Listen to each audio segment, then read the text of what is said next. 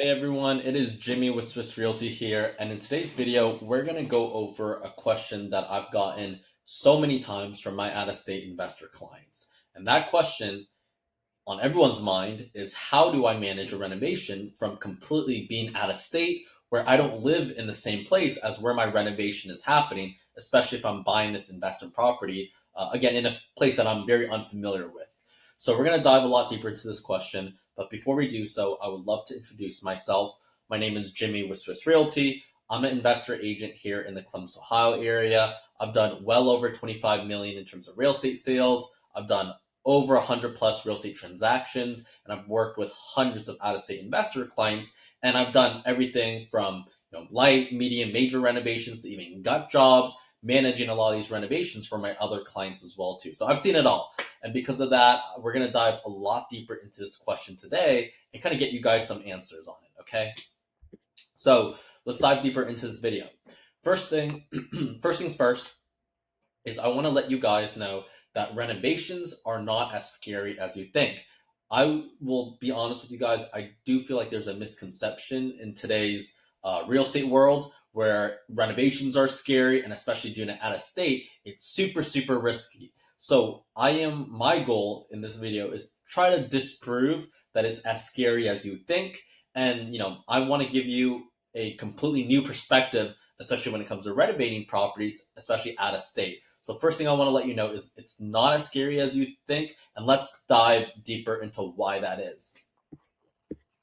So most importantly, it depends on your investing strategy, okay? So what I mean by this is, if you're that investor client where you're going to be buying something that needs a little bit of light cosmetics, a little bit of work, some flooring, some paint, some windows, some doors, super, super, lipstick on a pig, super, super cosmetic stuff, like, you have nothing to be scared of, okay?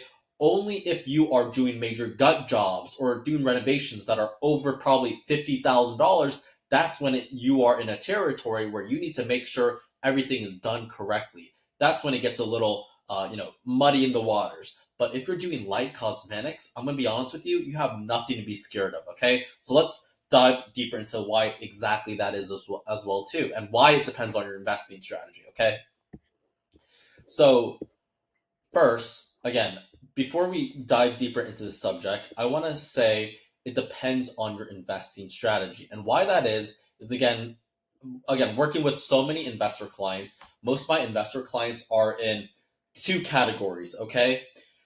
Category number one, they are looking for a buy and hold rental property. They want something that's pretty much turnkey or very near turnkey, needs very light cosmetics at the very most. If you fit into that category, I'll be honest with you, you have nothing to be worried about. The reason why is because if you're going to something that's very near turnkey, needs very little bit in work, or light cosmetics, maybe $15,000, like I said earlier, some flooring, some paint, some windows, some doors, some handyman fixes, if that's the extent of the renovation, your PM company can completely take care of it for you, and you don't need a GC. Typically, GCs are more required, especially when you're renovating everything, especially if you're doing a major renovation, major gut job. Absolutely, use a GC. But if you're just doing light cosmetics, or essentially turning over a unit or a property in this case, have your PM company take care of it, because they will manage property, your project. They will use their in-house maintenance team, which are their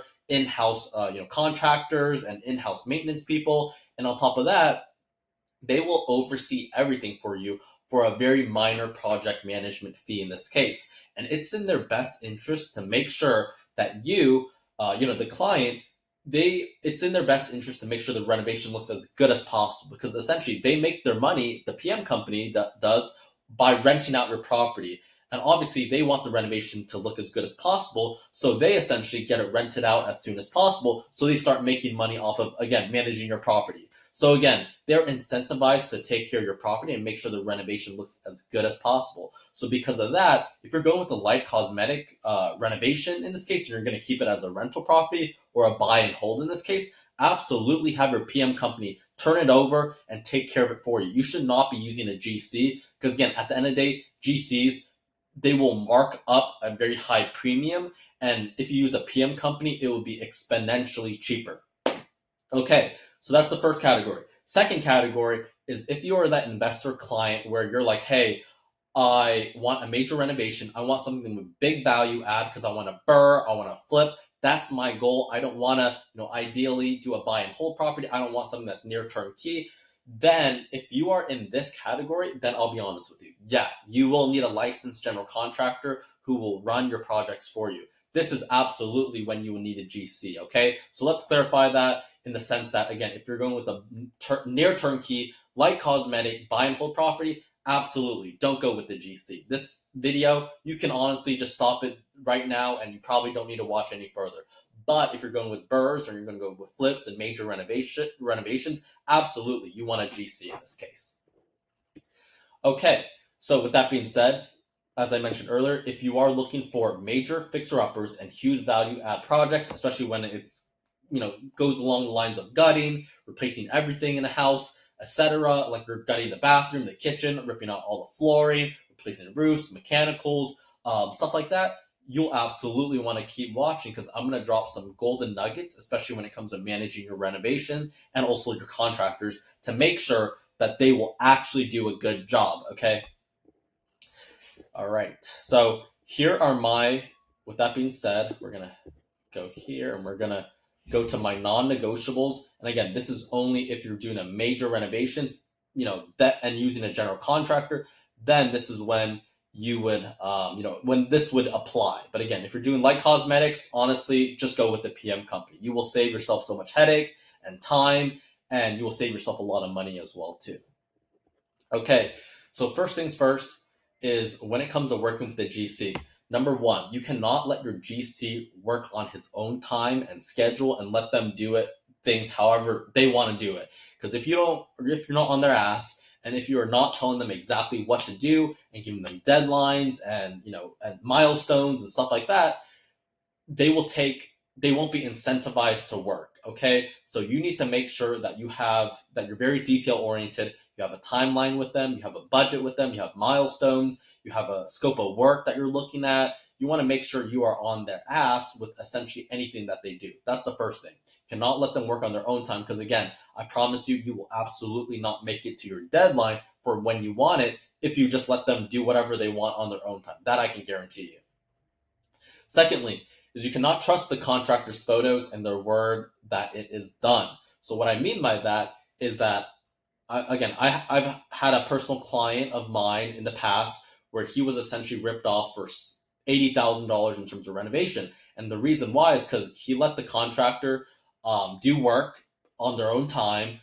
They didn't have any checks and balances. They didn't have any systems. They trusted the contractor's photos and their word that it was done and essentially just paid them up front like that. So essentially, you cannot trust a contractor's photos and you can absolutely not trust their word that it's done. You will need to verify and you need to have someone who's an unbiased third party go and actually check it out, okay? And thirdly, you want to ask the GC for their license bond and making sure that they're licensed, bonded, and insured. So what I mean by that is they should be licensed with the city of Columbus, Ohio, and you could also search up their license number and you should be able to pull that information up as well too. You should look on Facebook groups, Google reviews, see if there's any online complaints, ask for references. You want to double check everything and you want to make sure they've done a lot of good work and haven't screwed anyone over. That's super important. And if the GC will not send you their license for whatever reason, absolutely disregard them and you do not want to work with them. And then number 4, you want to always get 4 itemized bids separated by material and labor. And, obviously never pick the cheapest one, but be cautious of the cheapest one in the sense that just because they're cheap, it doesn't mean they're good. Okay, so don't just go based on the price. Go with other factors as well too. But obviously, factor in that, hey, they may be cheap for a certain reason in the sense that they do crappy work or they don't know exactly what they're doing. Obviously, if someone is doing really good work, they understand the value that they bring and they obviously will never be the cheapest, okay? So that's one thing I always want to let you know. And then another thing is asking them, how soon can you start the job? if they do say immediately, you want to run as fast as possible. And the reason why I say that is because those contractors who can start immediately, why they can start immediately is because they don't have any other jobs. And if you never want to work with a contractor that essentially isn't working with any other investor clients, and you want to work with someone who is getting booked up, that has clients, and again, if they can start immediately, more likely than not, it may be a red flag. Okay, so aside from that, next one, walking their job sites. Like I've had this other contractor, he essentially was working this job site and he basically laid out all new LVP, but then he was putting all his job site materials on the finished LVP, like, which was crazy. He was putting ladders, he was putting like work materials, he was putting like even buckets of paint on the LVP, it blew my mind because essentially you're scratching up the LVP by putting your stuff there. Why the heck would you ever do that? So if you ever see any crazy things like that and they're not cleaned up properly or their workmanship looks good and it doesn't look good, you want to run as fast as possible. Okay.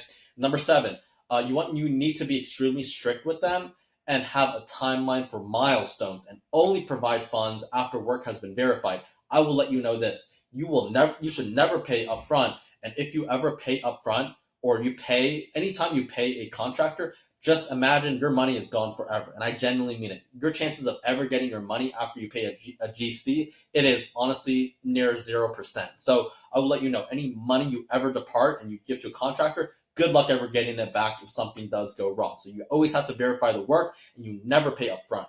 And the very last 2 things, you need to have an unbiased third-party boots on the ground to check the work and make sure it was done correctly. They have to understand renovations, and they cannot be there just to take some photos and that's it, okay? They have to understand renovations like the back of their hand and understand what goes into renovations and understands the entire process from start to end. And if they don't, and they're just there to take pictures, don't even bother at that point. So you need to have someone unbiased who's not, who's actually trying to help you out, that actually understands renovations, and you want them to be your boots on the ground managing your renovations in this case. And the very last thing is you only want to give a max 30% upfront if they are purchasing materials on your behalf. Otherwise, you never pay upfront, and what you can do is you can order the materials and have the contractor pick them up. In this case, if you don't want to pay upfront, you should only be paying upfront if you are purchasing the materials for them. Okay, so super, super important to do. Something I always tell my clients in this case: only pay upfront. In this case, 30% upfront if they are purchasing the materials on your behalf. If not, order it from Lowe's.com. Have them go to Lowe's, pick it up for you, and that's essentially how it's done. Okay. But aside from that, that is my non-negotiables when it comes to working with the GC. Let me know if you guys have any other questions in the meantime. But aside from that, my name is Jimmy with Swiss Realty. I help investors buy their next buy and hold, BRRRR, flip, or short-term, mid-term rental here in the Columbus, Ohio market. So if you have any questions or you want to work with me, definitely feel free to hit me up. I would love to work with you guys and would love to go from there. Thank you so much, guys. Appreciate it. Bye.